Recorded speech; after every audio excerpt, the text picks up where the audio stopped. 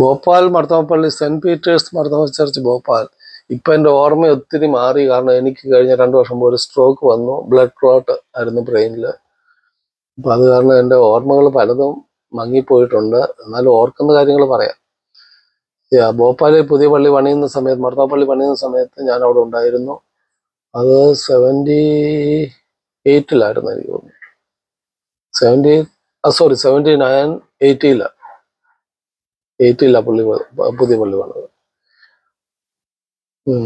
അപ്പം BHLനോട് ചേർന്ന്, കാരണം ഒത്തിരി മെമ്പേഴ്സ് BHL ജോലിയുള്ളവരുണ്ടായിരുന്നുകൊണ്ട് നല്ല സ്ഥലം കിട്ടിയത് BHLനോട് ചേർന്ന് സുഭാഷ് നഗർ എന്ന് പറയുന്ന സ്ഥലത്തിനടുത്തായിരുന്നു. അതെ, റെയിൽവേ ക്രോസിന്റെ BHL ജാഗ്രത വരുന്നുണ്ട്. റെയിൽവേ പാട്ടൊക്കെ കഴിഞ്ഞിട്ട് BHLോട്ട് പോകുന്ന വഴിക്കോ റൈറ്റ് സൈഡിൽ ഇടത്ത് വയസ്സ് സുഭാഷ് നഗർ, അതിനപ്പുറം ന്യൂ സുഭാഷ് നഗർ, പിന്നെ BHLയുടെ ഏരിയ തുടങ്ങുക, A സെക്ടർ ഒക്കെ തുടങ്ങുന്ന അയ്യോ പിന്നെ പള്ളി പണിത് മുതലേ എല്ലാം ഓർമ്മ. അതെ അത് ഞാൻ കൊയറിലുണ്ടായിരുന്നു, യൂണിവേഴ്സിറ്റിയിലുണ്ടായിരുന്നു. പിന്നെ അവിടുത്തെ പള്ളി പണിഞ്ഞ് ഓഡിയോ സിസ്റ്റം എല്ലാം എൻ്റെ കൈകൊണ്ടാണ് ഞാൻ ഇൻസ്റ്റാൾ ചെയ്തത്. സൗണ്ട് സിസ്റ്റം എല്ലാം, ഭിത്തിയിലെല്ലാം സ്പീക്കറും അന്നത്തെ പഴയ അഹൂജയുടെ സിസ്റ്റം ഒക്കെ വാങ്ങിച്ചു വെച്ചതൊക്കെ. ഞാൻ ജോലി ഇലക്ട്രോണിക്സ് ഫീൽഡിലായിരുന്നുകൊണ്ട് അങ്ങനെയുള്ള കാര്യങ്ങളൊക്കെ ചെയ്യാൻ പറ്റി.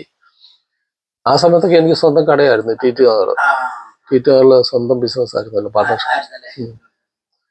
അന്നത്തെ അച്ഛനെ ഓർമ്മയുണ്ടോ? അന്നത്തെ അച്ഛൻ ഒരു സണ്ണി അച്ഛനാന്ന് ഉണ്ടോ? അതിനകത്ത് അതെ, നിങ്ങളെല്ലാം സുമോദ് എന്തുവാ സണ്ണി എല്ലാം പാട്ടുകാർ, അവര് നല്ല പാട്ട് പാടുന്നവരുമായിരുന്നുണ്ട്. പാപ്പി സാറിന്റെ ഓർമ്മയുണ്ട്. പിന്നെ ഒരു ടെലിഫോൺ അവർ അച്ഛനുണ്ടായിരുന്നു. പിന്നെ ഒരു മത്തായി അച്ഛനുണ്ടായിരുന്നു, മത്തായി അങ്ങള്. പിന്നുള്ളത് ഇപ്പൊ ഞാൻ 2 വർത്തങ്ങൾ മറക്കുന്നു.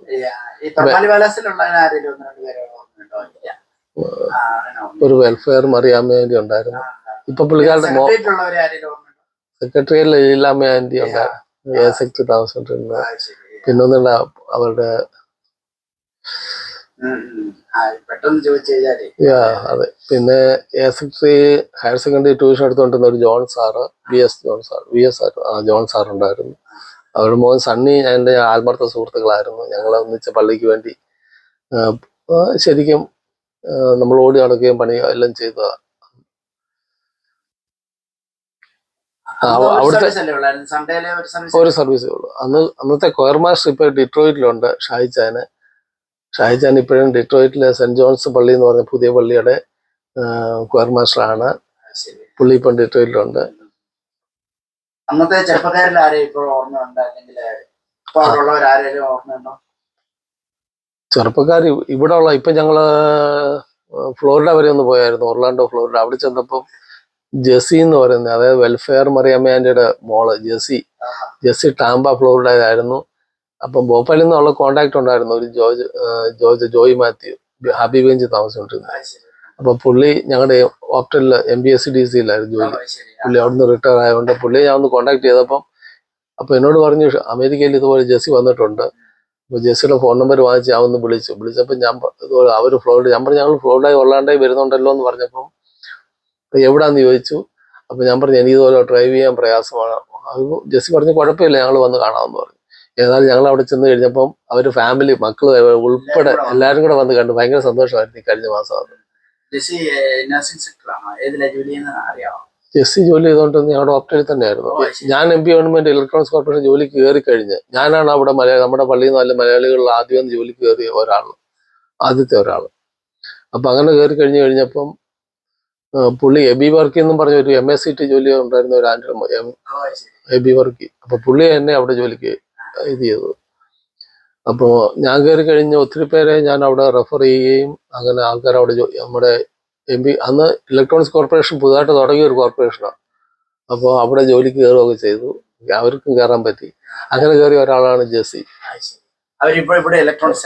അല്ലല്ല, ജെസ്സി ഇപ്പൊ ഇങ്ങനെ ഭോപ്പാലിൽ തന്നെ വിസിറ്റിന് വരും. മോളും മോനും കൂടെ ഉണ്ട്. അപ്പൊ വിസിറ്റിന് വരും, വന്നു പോയിരിക്കും.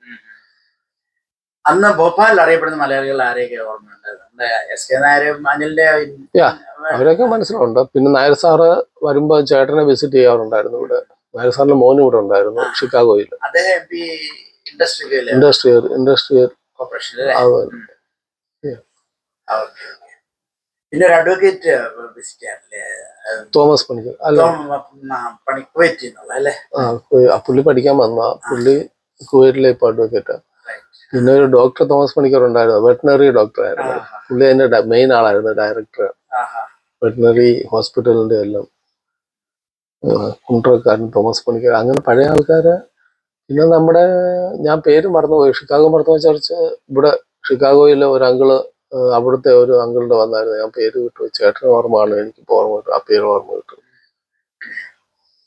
അങ്ങനെ ഭോപ്പാലിൽ നിന്ന് അമേരിക്കയിലോട്ട് വന്ന ആൾക്കാരിൽ ആരെയൊക്കെ പ്രത്യേകിച്ച് പറഞ്ഞാൽ ഓർമ്മയുണ്ട്? ഭോപ്പാലിൽ നിന്ന് അമേരിക്ക വന്ന ഇപ്പം നമ്മുടെ ഇത് എന്തുവാ, ടെലിഫോൺ അവറാച്ചാന്റെ ബ്രദേഴ്സ് ഇവിടെ ഞങ്ങളുടെ പള്ളിയിൽ തന്നെയുണ്ട്. ഷിക്കാഗോ മർത്തോമ ചർച്ച് വന്നപ്പോൾ ഉണ്ടായിരുന്നു.